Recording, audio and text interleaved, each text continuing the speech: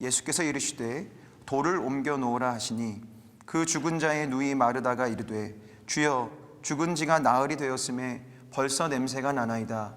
예수께서 이르시되 내 말이 내가 믿으면 하나님의 영광을 보리라 하지 아니하였느냐 하시니 돌을 옮겨 놓으니 예수께서 눈을 들어 우러러 보시고 이르시되 아버지여 내 말을 들으신 것을 감사하나이다. 항상 내 말을 들으시는 줄을 내가 알았나이다. 그러나 이 말씀을 하옵는 것은 둘러선 무리를 위함이니 곧 아버지께서 나를 보내신 것은 그들로 믿게 하려 함이니이다. 이 말씀을 하시고 큰 소리로 나사로야 나오라 부르시니 죽은 자가 수족을 배로 동인 채로 나오는데 그 얼굴은 수건에 쌓였더라. 예수께서 이르시되 풀어놓아 다니게 하라 하시니라. 아멘.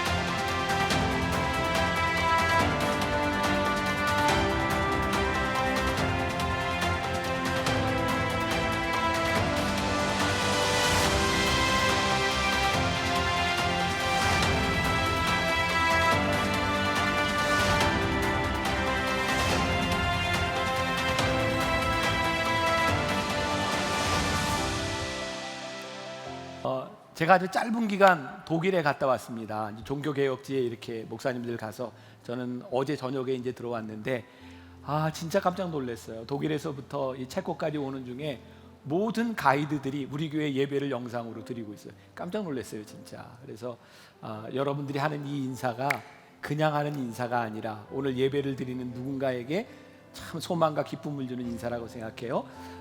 우리 오늘은 소망에 대한, 부활에 대한 이야기를 할 텐데 소망을 가집시다. 이렇게 두 손을 들어 한번 인사하겠습니다. 시작.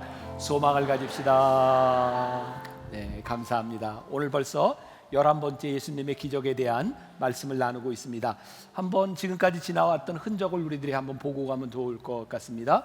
먼저 우리 욥바에서, 여러분 첫날 말씀 제목 기억하세요? 틀을 깨라, 기적에 대한, 서론에 대한 말씀을 했고요. 쭉 저 갈릴리 쪽으로 올라가서 가나에서, 또 나인성에서, 가버나움에서, 베세다에서, 거라사에서, 게네세라 호수에서, 다볼산 변화산에서 기적이 일어났습니다. 저 지역 가운데 조그맣게 동그랗게 되어 있는 것은 갈릴리 바다고요. 예수님께서 3년 동안 공생애를 하셨던 대부분의 지역은 갈릴리를 중심으로 일어났습니다. 그러니까 유대 북쪽의 이방 땅입니다. 그리고 오늘, 그리고 지난주에는 베데스다 연못과 베다니가 있는데 저 가운데 유명한 도시가 있죠. 예루살렘이 있습니다. 저기를 우리가 남유다라고 이야기를 하죠. 예수님은 사역 3년 동안 3번 예루살렘을 올라가십니다. 그래서 저 유다 지역과 저 북이스라엘로 나눠지는데 예수님의 주요 활동 공간은 갈릴리를 중심으로 이루어졌고요. 지난주와 오늘 나누는 기적은 예루살렘 근처에 있었던 베다니에서 일어났던 일입니다. 자, 머릿속에 이렇게 좀 넣고 성경을 보시면 훨씬 더 좋겠죠? 이런 걸 계속 해야 되나 말아야 되나 여러분들에게 도움이 되라고 하는 겁니다. 자, 오늘 죽음에서 시작된 기적이라고 하는 제목으로 말씀을 나누려고 합니다.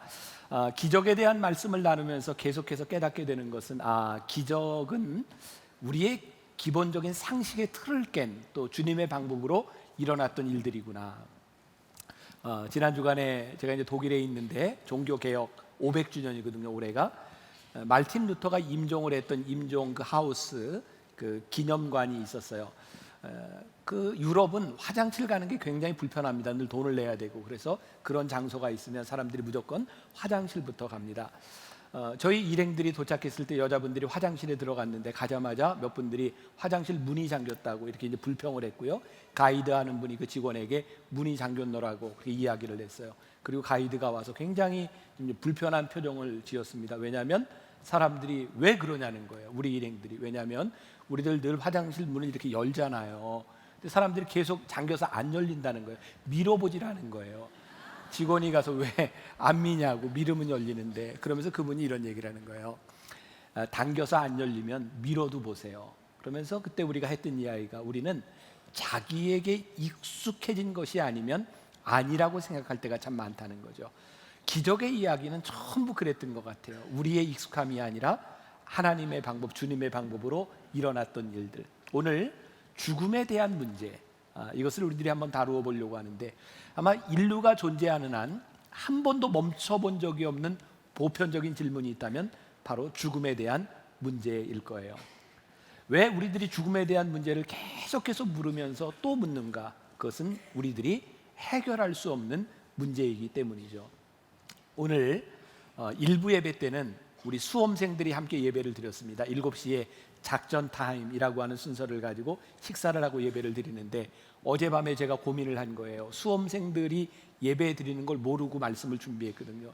얘네들한테 죽음에 대한 이야기를 해야 되는데 이 말씀이 적절하지 않다, 이 고민을 하는데 저희 집 애가 있다가 아빠 걱정하지 마세요, 수험생 애들 지금 걔네들 거의 죽어 있는 상태니까 이 말씀이 힘이 될 거예요 그러더라고요. 그래서 그럴 수도 있겠다. 그래서 혹시 여러분들 가운데 죽음과 같은 그런 상황에 있는 분이 있다면 이 말씀이 우리들에게 주는 답은 무엇일까를 생각해 보면 좋겠고요. 아마 지금 여기에 나오는 주인공도 그렇지만 우리들에게 계속 끊임없는 질문이 그런 거죠. 예수님께서 우리를 사랑하신다면 왜 이런 일이 일어나야 되는가? 마리아와 마르다 그리고 나사로에게 있어서 이해할 수 없는 일이었어요. 주님께서 우리를 사랑하시는데, 그리고 다른 사람들이 볼 때도 예수님이 사랑하시는 이들에게 왜 이런 일이 일어났냐는 거예요. 36절 37절에 보니까 이에 유대인들이 말하되 보라 그를 얼마나 사랑하셨는가 하며 그중 어떤 이는 말하되 맹인의 눈을 뜨게 한 이 사람이 그 사람은 죽지 않게 할 수 없었더냐 하더라. 어쩌면 우리들 가운데 이런 의문을 가지고 있는 사람이 있을지도 몰라요. 이 보편적인 죽음의 문제는 두 가지를 통해서 경험이 되죠. 타자를 통해서 경험이 되던가 우리 자신들을 통해서 경험하게 됩니다. 타자를 통해서 경험된다고 하는 것은 그런 것이죠. 예를 들면 3년 전에 우리 세월호와 같은 큰 사건을 보면서 참 안타깝구나, 어떻게 저런 일이 일어났을까. 대신 우리들이 죽음을 경험합니다. 또 아마 강남역 10번 출구였던 거예요. 한 여자 청년이 무참하게 살해됐던 것들을 보면서 어떻게 저런 일이 일어날 수 있나, 큰 아픔으로 느껴지지만 그 순간에 지나지 않죠. 우리의 일이 아닙니다. 교회에서 우리가 신앙생활을 하면서 참 많은 부고를 접하게 됩니다. 그래서 몇 번씩 신방을 가죠. 저도 이렇게 이제 조문을 가면 검은 양복을 입고 검은 넥타이를 메고 유족들을 조문하고 식당으로 갑니다. 대개 코스들이 그렇죠. 그게 식당에 가면 참 신기한 거예요. 누구의 죽음 앞에서 조문을 했던 사람들이 밥 먹는 모습을 보면 검은 옷과 검은 넥타이만 뺀다면 죽음을 연상할 수 없는 모습들입니다. 다 웃고 떠들고 즐겁게 밥을 먹습니다. 이 죽음이라고 하는 것이 그런 것 같아요. 타자의 죽음은 아무리 슬퍼도 타자의 죽음에 머무를 수밖에 없는 거죠. 우리 자신에게 있어서 죽음이라고 하는 경험은 내가 죽는 경험이 아닙니다. 내가 죽는 것은 경험될 수 없는 거죠. 결국은 우리가 사랑하는 사람, 나와 관계된 사람의 죽음을 통해서 우리는 자신의 죽음을 경험하게 됩니다. 근데 어떤 감정들인가요? 상실에 대한 고통이죠. 또 어떤 감정인가요? 저는 이런 감정이 보편적일 것 같아요. 무력함에 대한 분노. 우리가 사랑하는 사람을 잃었을 때 그 죽음을 우리들이 어찌할 수 없다고 하는 것. 그래서 우리는 분노와 상실감을 죽음 앞에서 느끼기도 합니다. 죽음을 우리들이 다룰 수 있는, 우리들의 영역을 떠난 문제라고 한다면 결국 죽음을 대하는 우리의 태도는 어떠해야 되는가, 그것이 오늘 부활의 이 죽은 자를 살리신 사건을 통해서 우리들에게 말씀하고 있는 것 같아요. 수년 전 우리 크리스찬들에게는 많이 회자됐던 우리 한국의 지성이라고 불리우는 이어령 씨의 딸 이민아 목사님의 죽음을 우리들이 알고 있습니다. 여기 사진이 나와 있네요.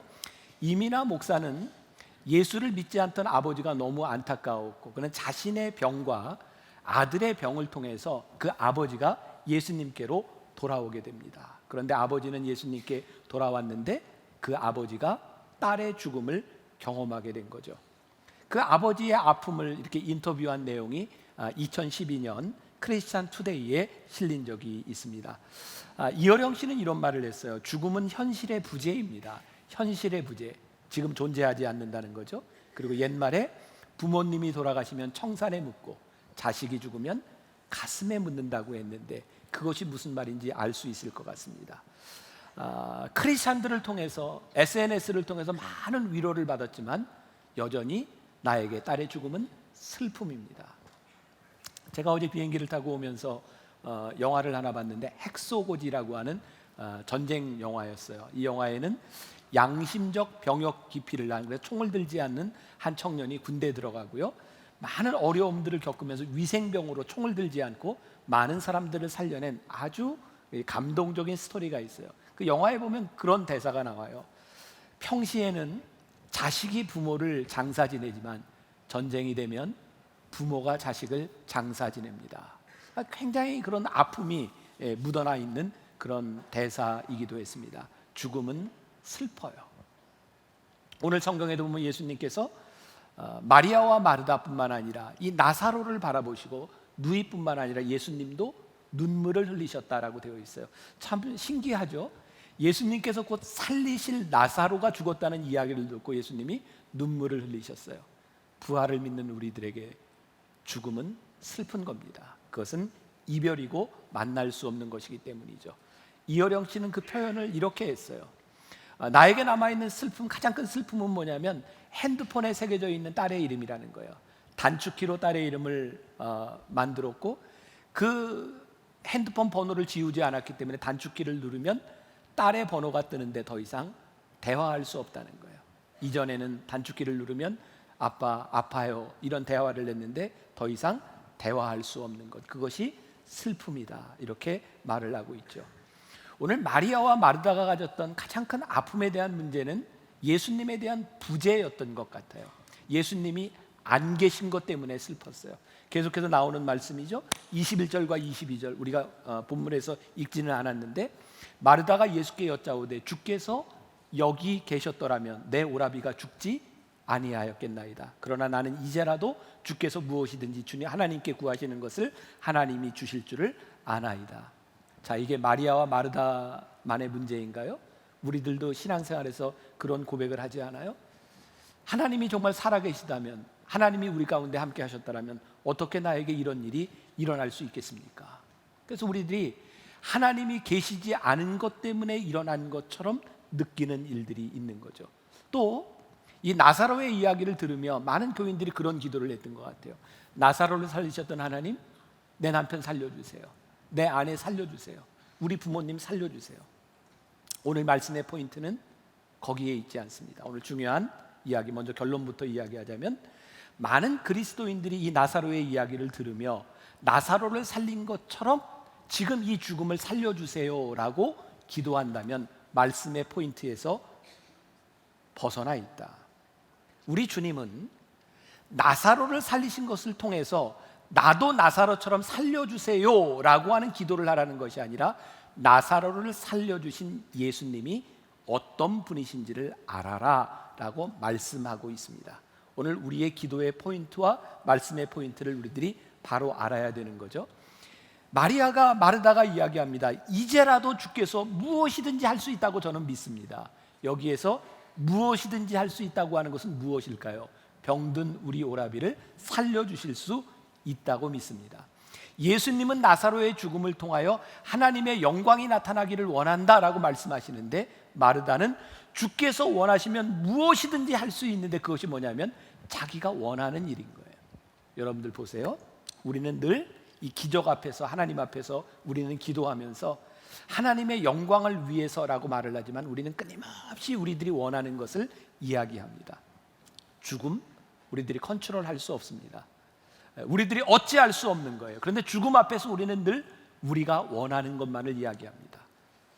오늘 이 죽음은 우리들에게 무엇을 이야기하는가? 예수님께서 이 죽음을 통해서 우리들이 무엇을 이야기하고 싶어 하시는가? 예수님이 마리아와 마르다에게 계속해서 얘기를 하고 계시는데, 마리아와 마르다는 예수님이 말씀하시는 걸 이해하지 못합니다. 자, 23절과 24절 보세요. 예수께서 이르시되 내 오라비가 다시 살아나리라. 마르다가 이르되 마지막 날 부활 때에는 다시 살아날 줄을 내가 아나이다. 이 말씀을 우리들이 상상력을 가지고 보세요. 지금 마르다의 마음이 어떤 마음인가요? 불편한 거예요. 결국은 예수님 늦게 오셨다는 거예요. 예수님 제가 믿는데 예수님 조금만 일찍 오셨더라면 우리의 오라비 죽지 않을 수 있는데, 예수님이 살아나리라 하는데, 예수님 제가 믿는데 부활 때 살아나겠죠. 근데 계속해서 원망이 묻어 있는 거예요. 그럼 참 신기해요. 우리들의 마음 가운데 우리들이 원하는 것이 한번 딱 자리 잡잖아요. 그러면 하나님의 말씀이 별로 들어오지 않습니다. 우리는 우리가 원하는 것이 이루어질 때까지 하나님이 뭐라고 말씀하시든 우리는 계속해서 우리의 요구만을 할 뿐입니다. 자, 여러분들 주변에 일어났던 많은 죽음들을 생각해 보세요. 여러분 그거 다 이해할 수 있습니까? 아니, 이해하지 못해요. 하나님 어떻게 이런 일이 일어날 수 있어요? 근데 우리 크리스찬들에게 주시는 굉장히 놀라운 특권이 있는데, 죽음은 우리들이 이해할 수 있는 것이 아니라 하나님께서 하시는 일로 우리들이 받아들이기 시작할 때 죽음은 다른 의미를 가져오기 시작해요. 자, 오늘 여러분들에게 도전하는 거예요.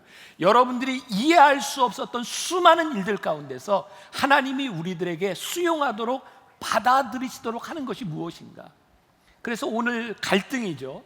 이들이 생각하는 현실과 예수님께서 말씀하시는 하나님의 영광 사이에 갭이 있는 거예요. 자, 오늘 읽었던 우리들의 말씀을 제가 38절부터 다시 한번 봉독해 드립니다. 이에 예수께서 다시 속으로 비통히 여기시며 무덤에 가시니 무덤이 굴이라 돌로 막았거늘 예수께서 이르시되 돌을 옮겨 놓으라 하시니 그 죽은 자의 누이 마르다가 이르되 주여 죽은 지가 나흘이 되었음에 벌써 냄새가 나나이다. 예수께서 이르시되 내 말이 내가 믿으면 하나님의 영광을 보리라 하지 아니하였느냐 하시니 돌을 옮겨 놓으니 예수께서 눈을 들어 우러러 보시고 이르시되 아버지여 내 말을 들으신 것을 감사하나이다. 항상 내 말을 들으신 줄을 내가 알았나이다. 그러나 이 말씀하옵는 것은, 그 다음이 중요해요. 누구를 위함이니? 둘러선 무리를 위함이니 곧 아버지께서 나를 보내신 것을 그들로 믿게 하려 함이니이다. 자, 오늘 나사로를 살리신 것이 누구를 위함이에요? 둘러선 무리를 위함이다. 나사로를 위한 것이 아닙니다. 나사로는 살리셨으나 또 죽습니다. 이건 별 의미가 없는 일이에요.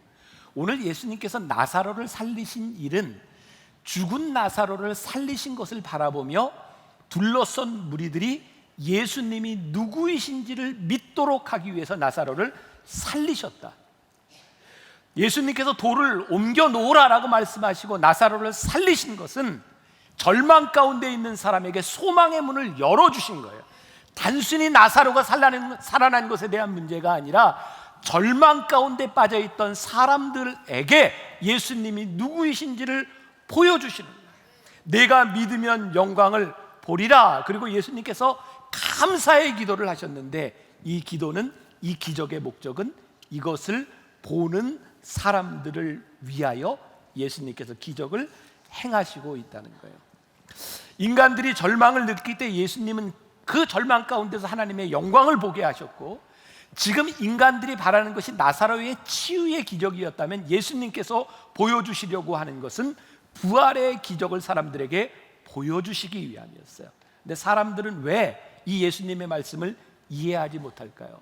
우리들은 늘 시간과 공간의 개념 속에서 생각하죠. 그래서 마리아와 마르다는 계속 예수님 늦으셨다는 거예요. 시간이 안 맞는다는 거죠. 그리고 예수님 그때 그 자리에 계셨더라면 우리 오라비가 살았을 것 같아요. 장소가 맞지 않는다는 거예요. 제가 말씀을 묵상하면서 아주 흥미로운 것을 발견하게 되었어요. 자, 17절에 우리가 오늘 읽지 않은 말씀인데요, 예수께서 와서 보시니 나사로가 무덤에 있은 지 이미 며칠이라고요? 나흘이라 그랬어요. 여러분들 성경을 읽으면 예수님께서 나사로가 아프다는 이야기를 마리아가 보낸 하인을 통해서 듣습니다. 그리고 예수님이 며칠을 유하셨다 그랬죠? 이틀을 유하셨다 그랬어요. 이틀을 유하시고 돌아와서 보니까 지금 죽은 지 며칠이 됐어요? 나흘이 되었어요. 자, 생각해 보자고요. 예수님이 이틀을 유하셨는데 와서 나흘이 되었으니까 마르다가 예수님께 보낸 사람이 가는 길이 얼마나 걸리는 길이에요? 하루길 걸립니다. 예수님이 오시는데 하루길이 걸리고, 그래서 나흘이에요. 그런데 예수님이 오셨을 때 이미 나흘이에요. 그러면 마리아가 예수님께 사람을 보냈을 때 나사로가 이미 죽었어요, 안 죽었어요? 이미 죽어 있었어요. 그러니까 예수님께서 그 얘기를 듣고 바로 오셨어도 나사로는 이미 죽어 있는 시간이에요. 예수님께서 이틀을 유하셨다라고 하는 것은 무슨 의미일까요? 예수님은 그 죽음과 관계없이 예수님의 시간과 예수님의 사역을 감당하고 계셨을 거예요. 우리들에게 불만이 되고 우리들이 받아들이지 못하는 것이 뭐냐면 우리들의 시간과 우리들의 장소인 거예요. 주님의 시간과 주님의 장소가 아니에요. 예수님 그 자리에 있었더라면, 그 시간에 있었더라면. 그래서 마리아와 마르다는 예수님이 오셨는데 계속 과거의 이야기를 하는 거예요. 예수님 그때 거기에 계셨더라면 우리 오라비가 나을 수 있었을 텐데, 예수님은 지금 여기에서 부활을 이야기하시고 하나님의 영광을 이야기하시는데 그 누이들은 그때의 과거 속에 머물러 있는 거예요. 제가 이번 주간에 읽은 아주 흥미로운 책이 있었어요. 팀 켈러 목사님이 쓴 내가 만든 신이라고 하는 책인데, 거기에 이런 구절이 나와요. 슬픔은 우리가 무언가를 잃었다는 뜻이고 절망은 모든 것을 잃었다는 뜻이다. 그러니까 우리들이 우상 숭배를 하면 모든 것을 잃어버리면 절망이라는 거예요. 여러분 여기 보세요. 마리아가 마르다가 슬픔 가운데 있어요. 마리아와 마르다뿐만 아니라 우리들 모두도 살아가다 보면 우리는 슬픔을 경험합니다. 슬픔은 누구나에게 찾아올 수 있어요. 문제는 슬픔이 절망으로 가는 겁니다. 예수님은 슬픔 가운데 찾아오셔서 절망을 소망으로 바꿔놓으신 거예요. 오늘 이야기는 슬픔 가운데 찾아오신 예수님이고 죽음 가운데서 소망을 만드신 이야기예요. 우리들에게 제일 문제가 뭐냐면, 하나님을 우리들이 믿지 못하면, 우리 주님이 어떤 분이신지 알지 못하면, 나사로를 살리신 주님이 어떤 분이신지를 우리들이 믿음으로 고백하지 못한다면 우리의 슬픔이 절망으로 간다는 거예요. 오늘 우리의 슬픔이 절망으로 가지 않도록 지금 예수님께서 우리들에게 하시는 말씀, 절망 가운데 우리들이 하시는 말씀이 무엇인지를 보아야 되는 거죠. 장소의 문제로 가볼까요? 마리아와 마르다가 예수님 여기 계셨더라면, 그 예수님이 오세요. 마리아와 마르다가 예수님을 맞으러 나갑니다. 사람들은 슬퍼할 마리아와 마르다를 위로하기 위해서 나사로의 집에 있어요. 예수님이 오신다는 이야기를 듣고 마리아와 마르다가 갔을 때 사람들은 어떻게 생각하냐면 그들이 무덤으로 가나 보다라고 생각을 하죠. 근데 예수님이 아직 무덤으로 가시기 전이에요. 마르다가 맞으러 나왔을 때, 마리아가 맞으러 나왔을 때 예수님께서 말씀하세요. 내 오라비 나사로가 살리라.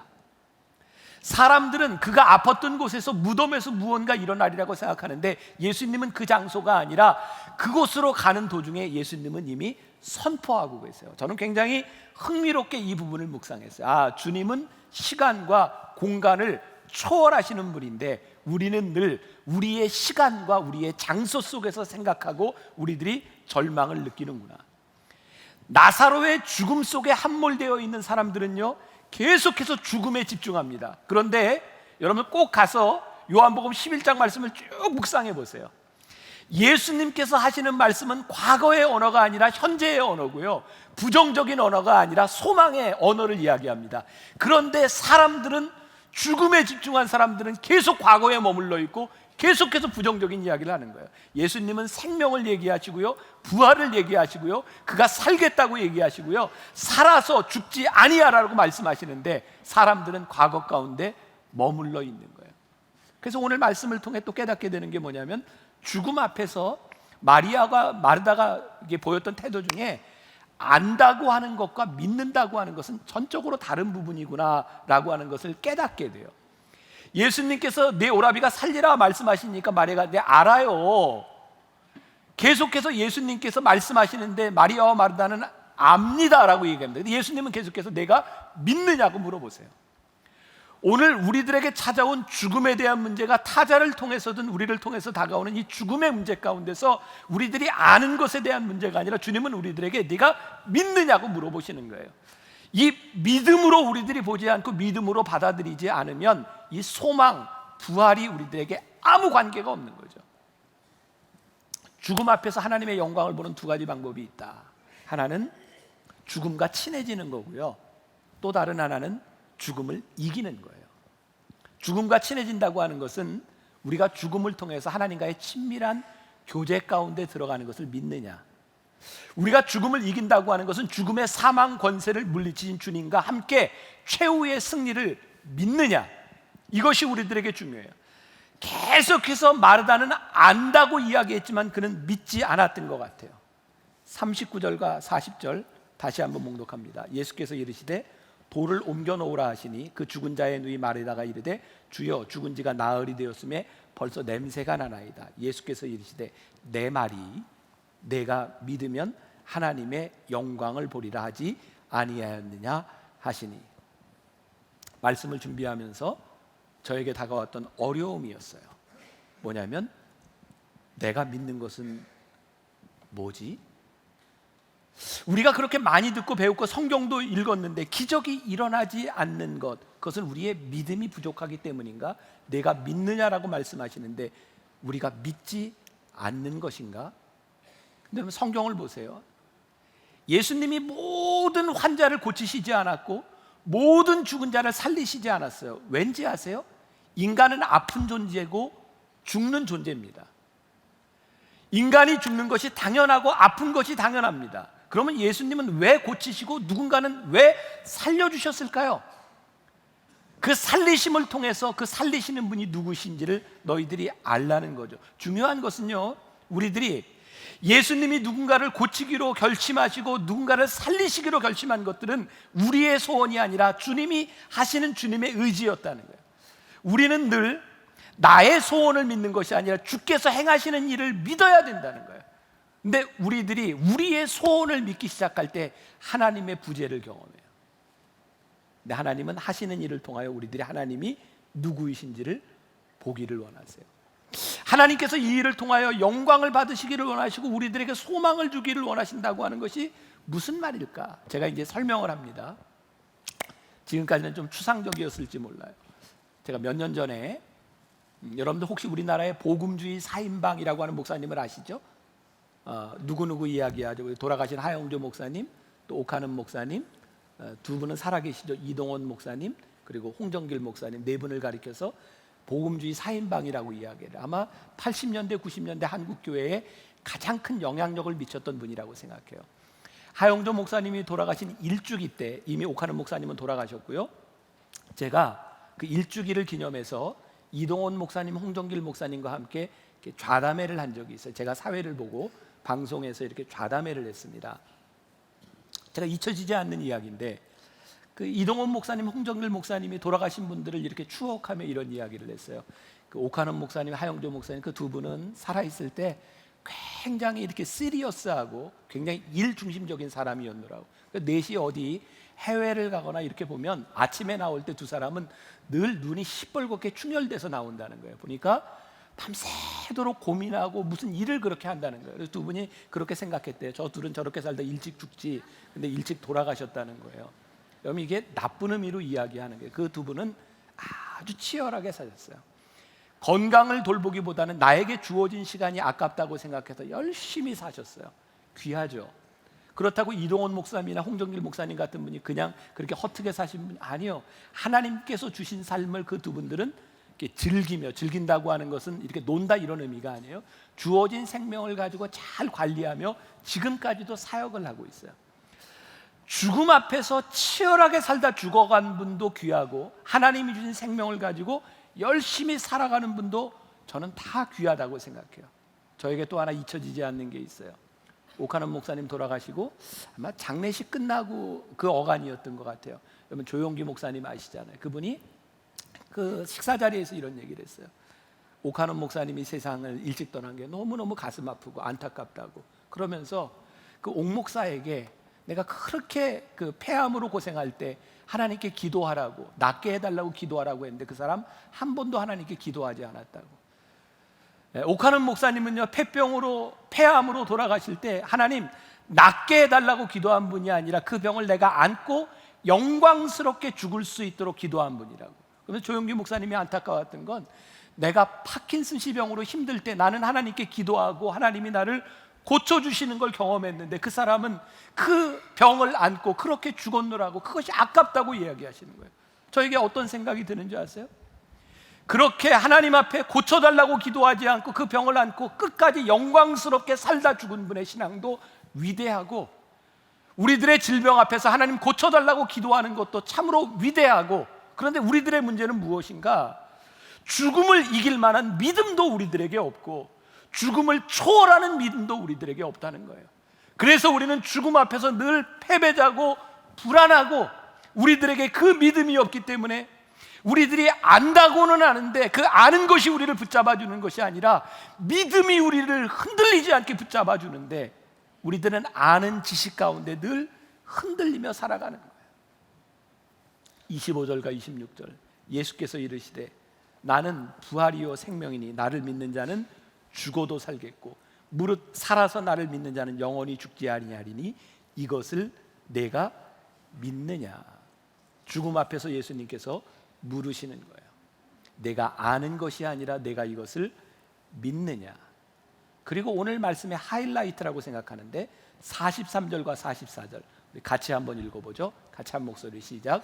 이 말씀을 하시고 큰 소리로 나사로야 나오라 부르시니 죽은 자가 수족을 베고 채로 나오는데 그 얼굴은 수건에 쌓였다. 예수께서 이르시되 풀어놓아 다니게 하라 하시니라. 자, 제가 말씀을 읽을 때 우리가 좀 상상력을 가지고 보자. 이걸 좀 상상해 보자. 무덤에 이렇게 닫혀 있던 돌문을 이렇게 열어놓고 예수님께서 말씀하시는 거예요. 나사로야 나오너라. 사람들은 이야기합니다. 이미 죽어서 나흘이나 지나 냄새가 납니다. 근데 예수님께서 어떤 소리로요? 큰 소리로. 예수님이 아주 교양 있게 나사로야 나와라 이렇게 하신 게 아니라는 거예요. 어떻게 말씀하셨어요? 나사로야 나와라! 큰 소리로 말씀하셨다는 거예요. 성경을 보면 예수님께서 기적을 행하시던 때 교양 있게 말씀 안 하셨어요.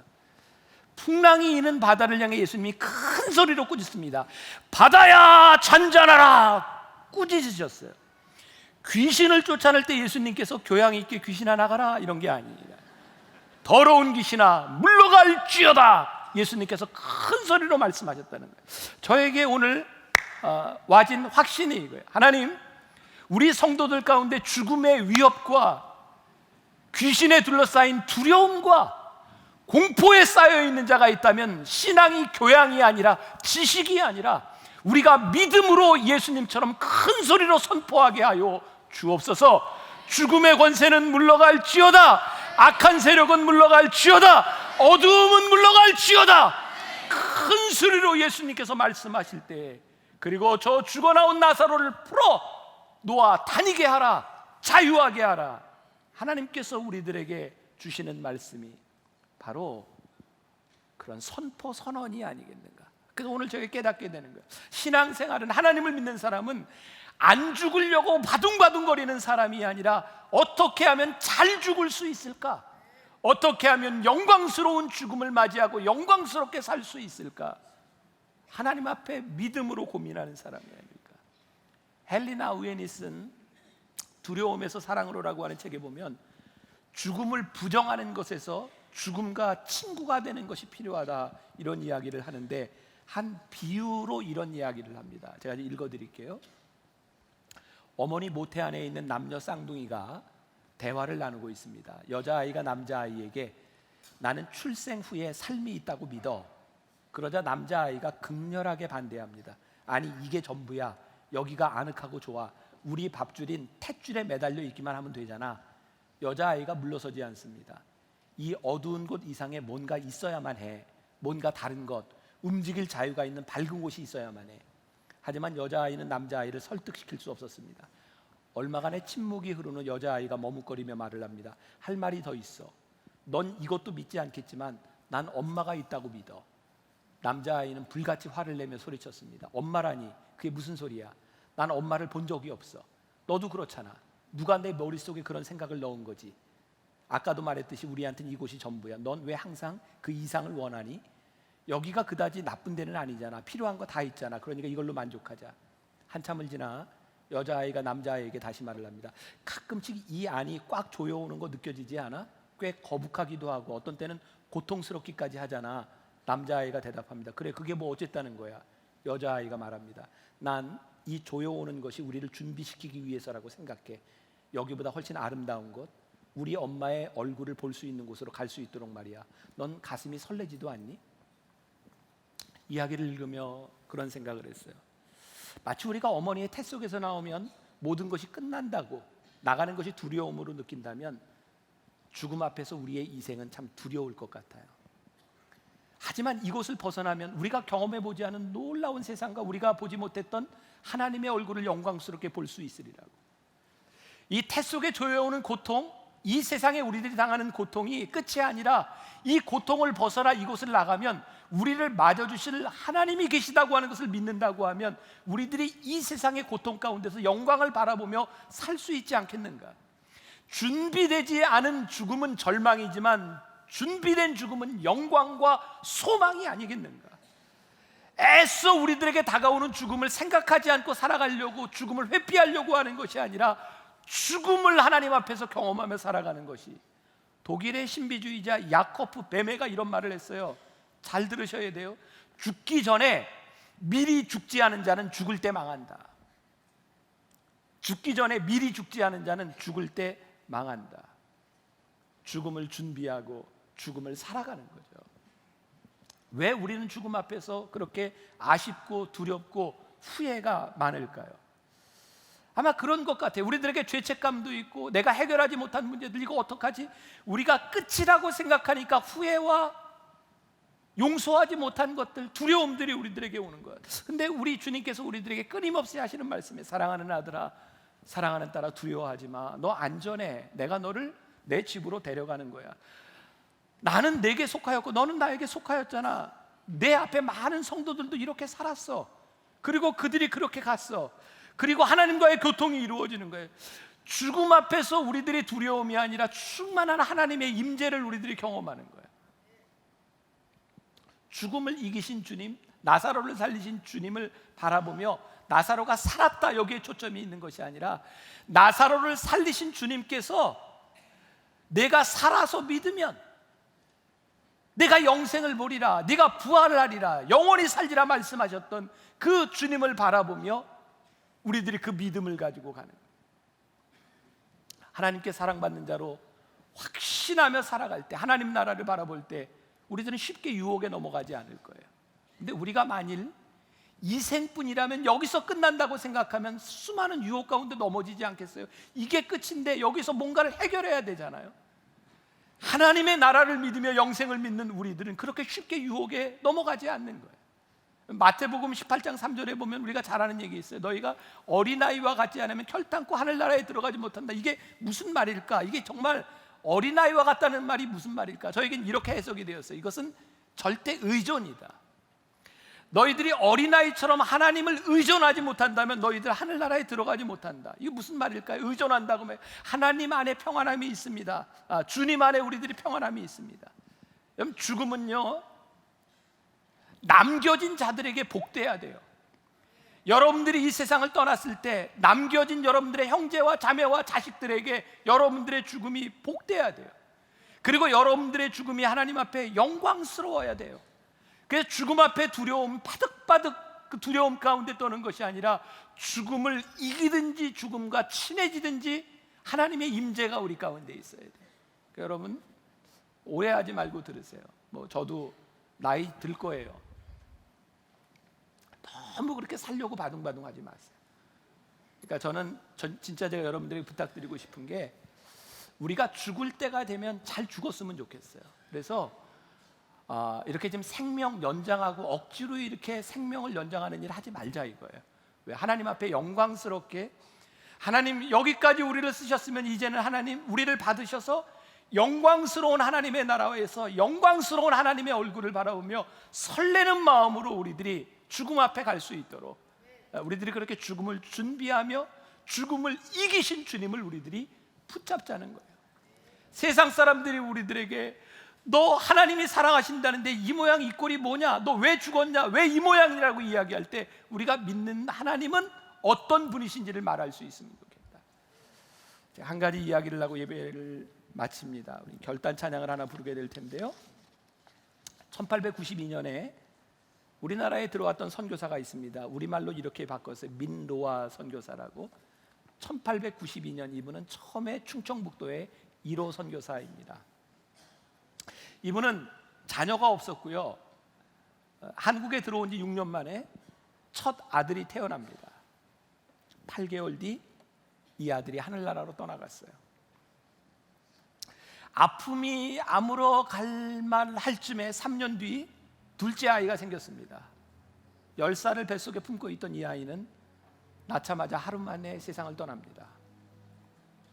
1년이 지나서 두 아이를 잃은 슬픔 때문에 이 선교사님의 아내가 세상을 떠났어요.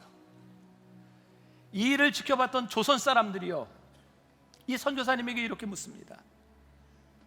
당신이 전하는 예수가 누구기에 이렇게 당신을 힘들게 합니까?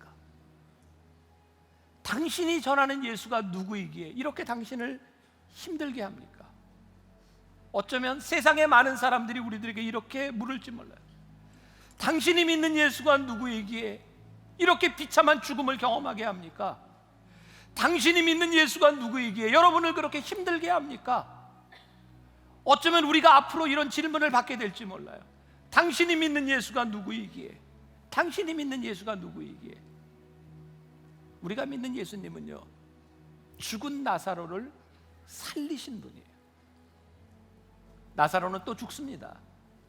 그러나 죽음을 살리신 예수님을 우리가 믿는 거예요. 민노아 선교사는 그때 대답 대신 우리들에게 알려진 찬양을 지어서 부르게 됩니다.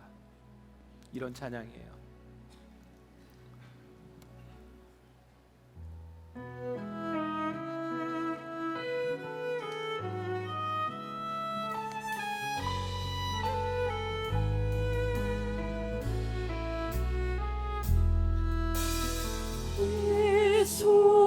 예수님은 누구신가? 오는 자의 위로와 없는 자의 품성이며 전한 자의 높음과 자비 자의 노임되고 우리 이웃 되시. 예수님은 누구신가? 예수님은 누구신가?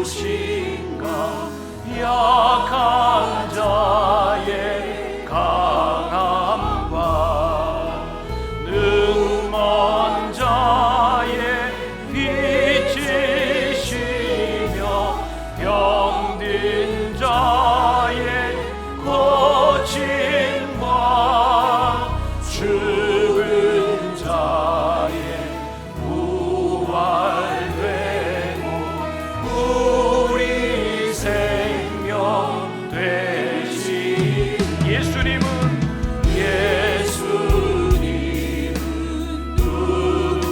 누구신가?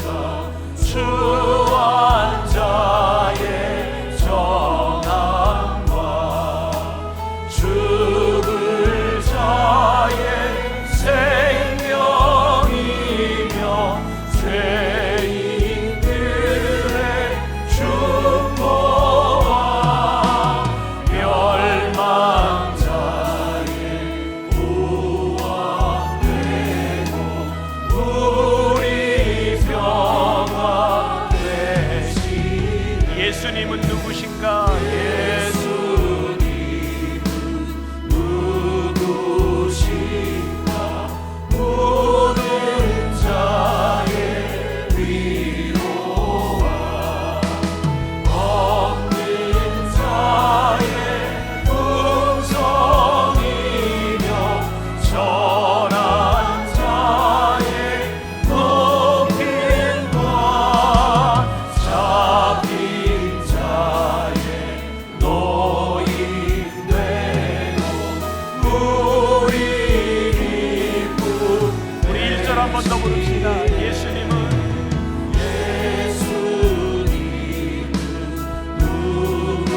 누구신가? 오는 자의 위로와 없는 자의 품성이며 전한 자의 높임과